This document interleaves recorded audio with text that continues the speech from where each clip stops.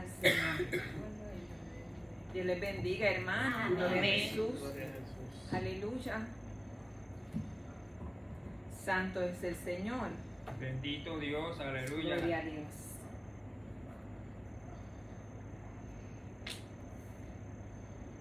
Vamos a buscar en Filipenses capítulo 3. Y vamos a estar hablando sobre el lema prosigo al blanco.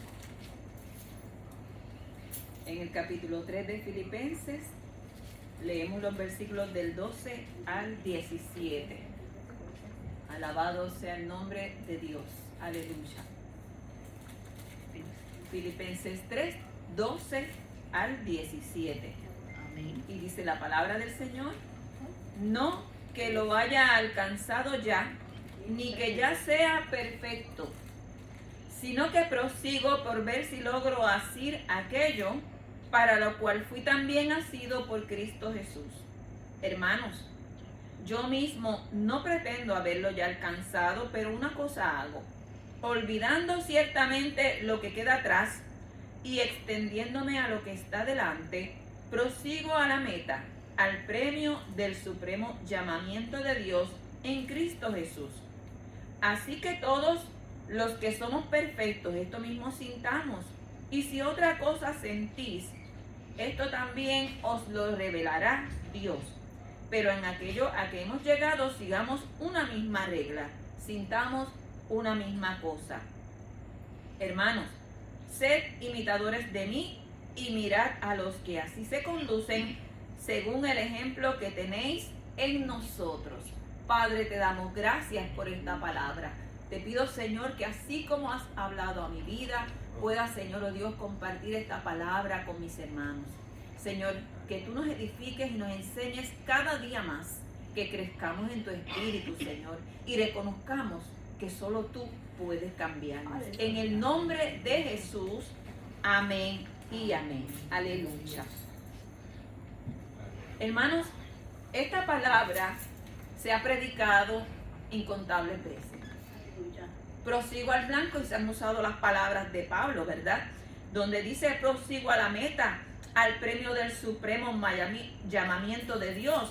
E incluso reconoce que a pesar de haber estado predicando tanto tiempo, a pesar de la educación que él recibió, que no lo ha alcanzado. Todavía él tiene que seguir madurando. Y esta palabra me tocó porque en este año 2024 voy a cumplir 20 años en el Evangelio. Y qué bueno sería decir, cumplo 40. Es más, los 59 que tengo. Pero pues no fue así. Pero para la gloria de Dios, su misericordia me alcanzó. Y todos estos años hemos estado, ¿verdad?, aprendiendo sobre su palabra, obedeciendo su palabra, porque no se obedece lo que no se aprende. Y tratando de cada día, ¿verdad?, ser más como Cristo. Entonces, Pablo lo que hace es invitarlos a los demás. ¿A qué? A que lo imiten a él. Pero si él invita a los demás, a las personas que lo imiten, es porque él es un ejemplo. Y nosotros tenemos que tratar de ser un ejemplo, porque somos cartas abiertas. La gente está mirando cómo nosotros nos comportamos. Nosotros tenemos todo el tiempo que actuar de una manera que el mundo reconozca que somos diferentes. No es cuando nos ve el pastor, no es cuando nos ve un hermano de la congregación. Es en todo lugar, nos conozcan o no nos conozcan. Aleluya. Pero para nosotros ser a la altura de Cristo, tenemos que tener algo bien importante, y es lo que yo llamaría la convicción de pecado. ¿Qué es eso de convicción de pecado? Todos tenemos que tener una convicción profunda de pecado. Pero la convicción de pecado, les preguntaría yo, ¿será sentir culpa por haber hecho algo malo? Pues yo les digo que no. Porque las personas, aún los no creyentes, sienten culpa cuando hacen algo malo. Y quizás se arrepienten y dicen, no lo vuelvo a hacer, hasta que les llega nuevamente la oportunidad. Por lo tanto, no es una mera culpa de haber hecho algo malo. ¿Será la convicción de pecado tener miedo al castigo divino? Yo diría que tampoco. En este caso, también los no creyentes experimentan ese miedo. Cuando viene, por ejemplo, un huracán. ¿Se acuerdan del huracán María? Y había mucha gente diciendo, ay, esto es un castigo que Dios nos ha mandado porque hemos hecho lo malo. Y tenían miedo. Y muchos después empezaban a ir a los templos. Y muchos se ponían a orar. Y muchos pedían oración. Porque estaban en una necesidad y pensaron que el huracán, todos los desastres que les dejó fue un castigo divino. Hay otras personas que le diagnostican una enfermedad, ya sea a ellos, ya sea un familiar, un hijo, un padre, y piensan también que tiene que ver con el castigo divino y les da miedo. Y nunca han buscado del Señor, y no es que se conviertan, pero no sé a cuántos de ustedes los han llamado. Ay, mira, ora por mí cuando vayas a la iglesia, dile al pastor para que también oren por mí. Porque piensan, ¿verdad?, que hay una situación que les está afectando. Otro caso, ocurre un fuego, un desastre, pierden la casa, un accidente terrible, pierden el carro, salen heridos, quedan paralíticos, piensan también que es un castigo. Vemos personas que tienen también una lista de lo que ellos entienden que es bueno y que es malo. Y se dejan llevar por esa lista. Y dicen, yo hice tal cosa. No, eso no es pecado, eso no está mal. La Biblia no dice que yo no haga esto, la Biblia no dice que yo no haga esto otro. Yo no he matado a nadie. Yo no he robado. Pues yo estoy bien, yo no tengo que arrepentirme. Como decía Juan el Bautista, arrepentidos y convertidos. Entonces estas personas piensan, no me tengo que arrepentir de nada. No sé por qué esos aleluyas se pasan con que me tengo que convertir y arrepentirme.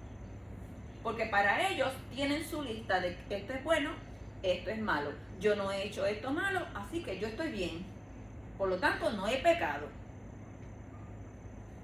Hay muchas personas que conocen el texto de Romanos 6:23 que dice que la paga del pecado es muerte. E incluso los descarriados saben que el pecado causa muerte. Ellos lo saben bien. Y dice en Santiago 4:8, acérquense a Dios, y Dios ¿qué? Se acercará a ustedes. Pero entonces, y lo contrario, apártese de Dios, ¿y qué va a pasar? Pues Dios se va a apartar de ustedes. Eso es por lógica. Pero ¿qué pasa? Que ellos piensan que con orar en su casa, que con no robar y no matar, según su lista, pues están bien con Dios, y que no se han apartado de Dios, porque ya ellos han clasificado lo que es pecado de lo que no es pecado. Pero déjenme decirle algo, hermanos. No solamente están los pecados de los mandamientos, se conoce el pecado por omisión. Y el pecado por omisión no es otra cosa, como nos dice Santiago 4:17. Al que sabe hacer lo bueno y no lo hace, le es pecado. Y la Biblia dice, venid a mí, dijo el Señor. Si tú no vienes a Él, no lo haces, pues te es pecado. Eso es un pecado de omisión. Si dice la palabra que nos tenemos que congregar, si no nos congregamos, no te estás alimentando, no estás obedeciendo, no estás siguiendo los estatutos que dice la palabra. Y hay miles y miles de ejemplos. Todo esto que hemos hablado hasta ahora no es convicción de pecado. Entonces, ¿qué será eso, pastor? ¿Qué será la convicción de pecado? Mire, lo vas a saber porque sin que otra persona te diga, estás pecando, hermana o hermano, mire, cuide su conducta, mire lo que usted está haciendo. Sin que nadie te diga eso, tú lo vas a sentir en tu corazón. Es como si tuvieras esa vocecita aquí que te dice, cuidado con lo que vas a hacer, cuidado con lo que estás haciendo. Esa conducta no agrada al Señor. El Señor te está mirando. El hermano va a saber que estás haciendo eso. Y aunque nadie te vea, tú sientes esa angustia, sientes tristeza, sientes que se te va la paz, sientes que no puedes moverte en ese camino. La convicción de pecado es algo interno. Puedes ir a 15,000 cultos, predicaciones, escuchar mensajes de lo que está bien y lo que está mal, pero hasta tanto tú no sientes esa aflicción en el corazón por hacer lo malo, tú no tienes convicción de pecado. Y esto es un camino que lo vamos a estar trabajando toda nuestra vida. Prosigo al blanco. Yo no lo he alcanzado. Voy a cumplir 20 años en agosto.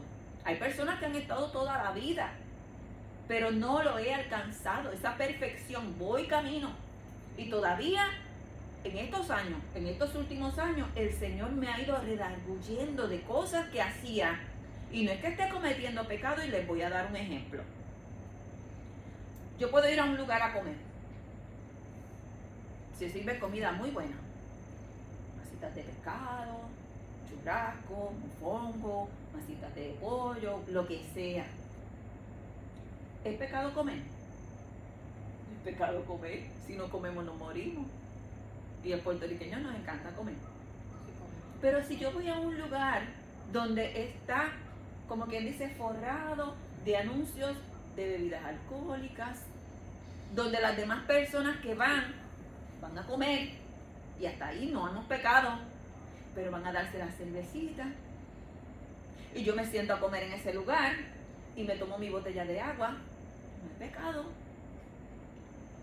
Pero para otra persona que no sabe lo que yo estoy haciendo, lo que yo estoy comiendo, lo que estoy tomando, la apariencia de pecado puede afectarlo. Puede afectar el concepto que tiene de un cristiano.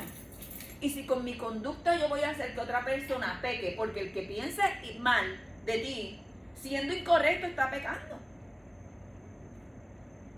pues entonces yo estoy provocando que esa persona peque. Estoy también afectando mi testimonio. Pues entonces todo ese sentimiento llegó a mi corazón. Yo no sé usted, cada quien, ¿verdad?, tiene que dejarse llevar por lo que el Espíritu le dice. Pastor, pero esto me pasó a mí. Esto me pasó a mí. Y me pasó hace poco. Y yo dije, no, tantos sitios que hay para comer, yo a este lugar no voy a entrar. Y no es porque la comida no sea buena y maravillosa. Pero tenemos que saber a dónde entramos y para qué. Ahora, usted dirá, hermana, pero es que los pecadores, Jesús los visitó, por ejemplo, al publicano, y allí habían pecadores. Pero Jesús fue con un propósito. ¿A qué propósito vamos a un lugar? ¿A qué vamos? ¿Qué vamos a lograr? ¿Cuán preparados estamos para lograrlo? ¿Es el momento adecuado? Todas esas cosas las tenemos que evaluar, ¿verdad? Aleluya. Nosotros tenemos que huir del pecado. El pecado hace que sintamos repugnancia, hace que sintamos rechazo, nos hace sentir con dolor en el corazón, y más que nada, ese dolor de ofender a Dios. ¿Qué pensará Dios de esto que he hecho? Se aflige nuestro corazón. Hay un cántico que dice, no hagamos más llorar a Dios, porque su llanto nos entristece y aflige el corazón. Aleluya. Recordemos a un José. ¿Quién le dijo a José que si se unía con la mujer de Potifar estaba pecando? En su corazón ya él sabía que no podía estar con la mujer ajena, ¿verdad? Y él huyó del pecado. Tenemos a un David por otro lado, que este sí fue amonestado por el profeta Natán. Pero él dijo, ten piedad de mí, oh Dios. Cuando él se vio señalado, y él reconoció que había pecado, cuando él sintió esa convicción de lo que había hecho, que estaba mal, él se angustió y dijo, conforme a tu misericordia, conforme a la multitud de tus piedades, borra mis rebeliones. Lávame más y más de mi maldad, y límpiame de mi pecado, porque yo reconozco mis rebeliones. Si no las reconocemos, de nada sirve. nos pueden predicar el mensaje. Podemos estar sentados ahí escuchando, el pastor está diciendo eso, pero no es por mí. ¿Será por la hermana fulano? ¿Será por la hermana mengana? Pero por mí no es. Tengo que reconocer mi pecado. Y David reconoció su pecado. Dijo, y mi pecado está siempre delante de mí. Contra ti solo he pecado y he hecho lo malo delante de tus ojos. Ese sentir de David tenemos que sentirlo nosotros para evitar pecar, para apartarnos de ese pecado. Mire, hermano, el orgulloso no reconoce su pecado. Simplemente está convencido de que no le hace mal a nadie y que él le es suficiente estar, como quien dirían ellos, bien con Dios. En Romanos 3:23 dice, por cuanto todos pecaron.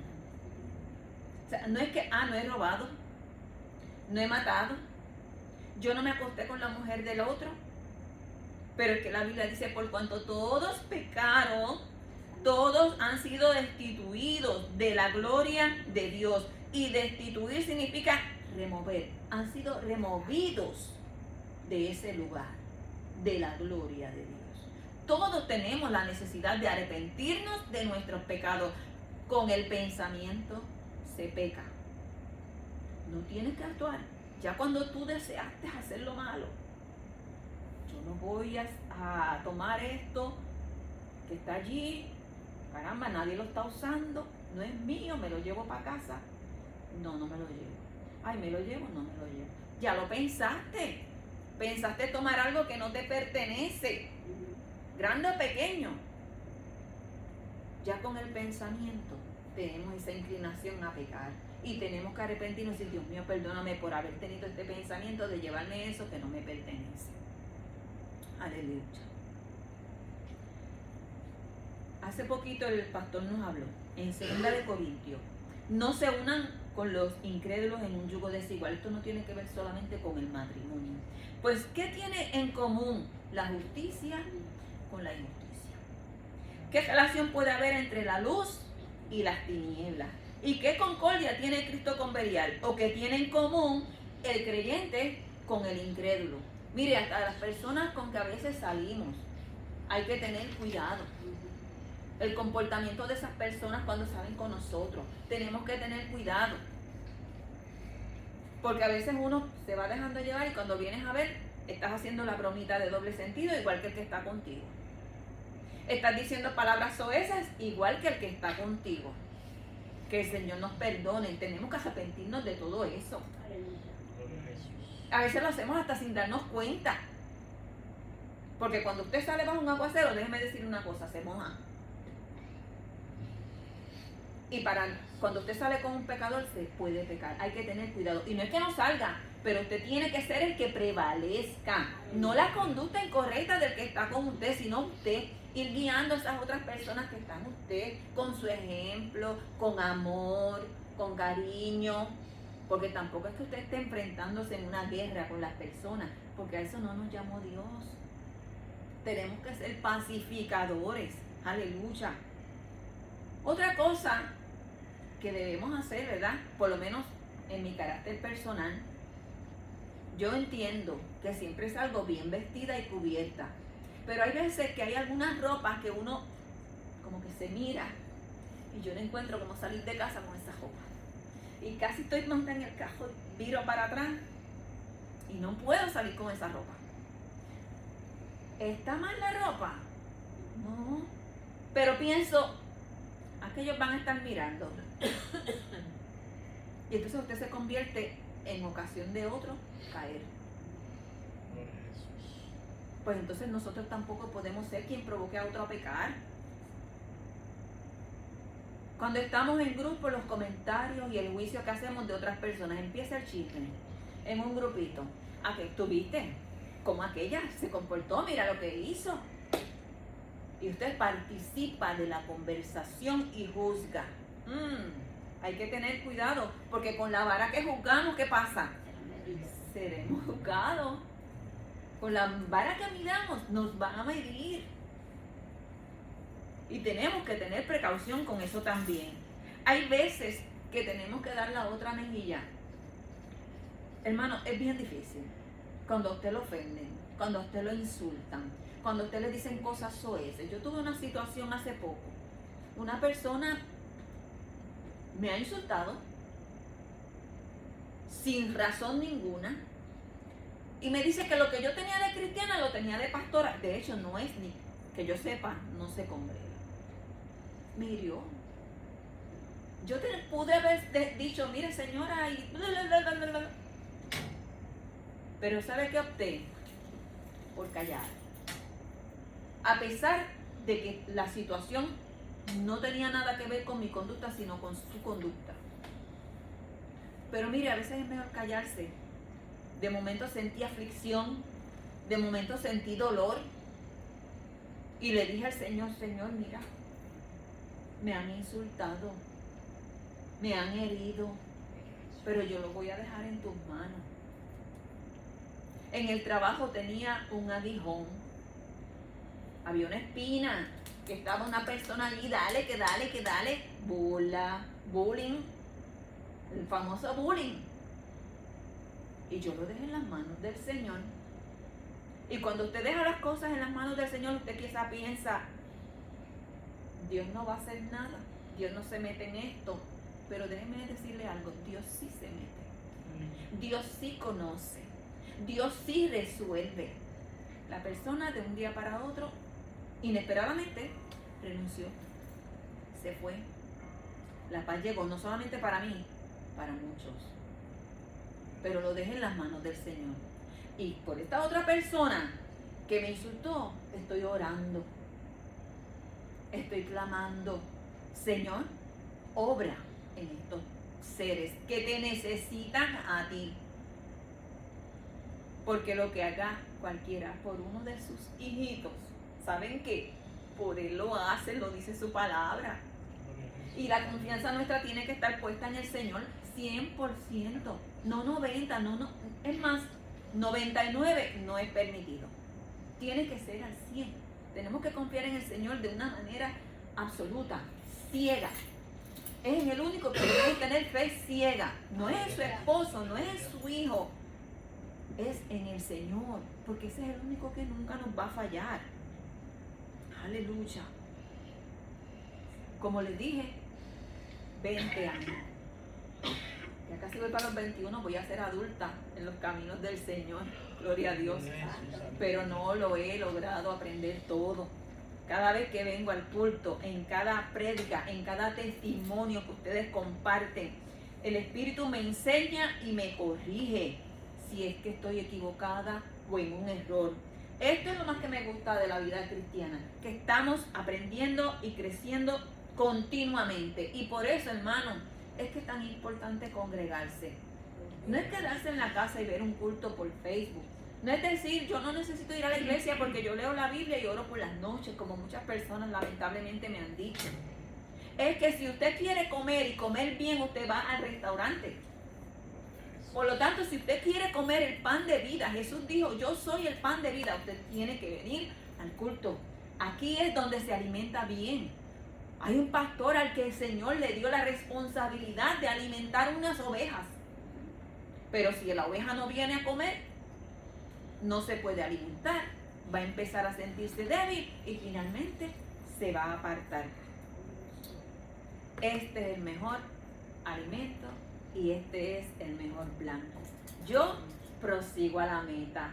Hermano, prosigan a la meta que es Cristo Jesús, porque en esta carrera no es correr mucho y correr rápido y hacer un buen show en el camino, es llegar a la meta, que cuando nos toque partir de este mundo, ya sea porque muramos, ya sea porque sonó la trompeta y nos levantamos con el Señor, que en ese momento realmente nuestro nombre esté escrito en el libro de la vida. ¿Verdad, pastor? Gloria a Dios. Pues hasta aquí esta parte y nuestro pastor nos despide en oración. Dios les bendiga, hermanos, y gracias por su atención.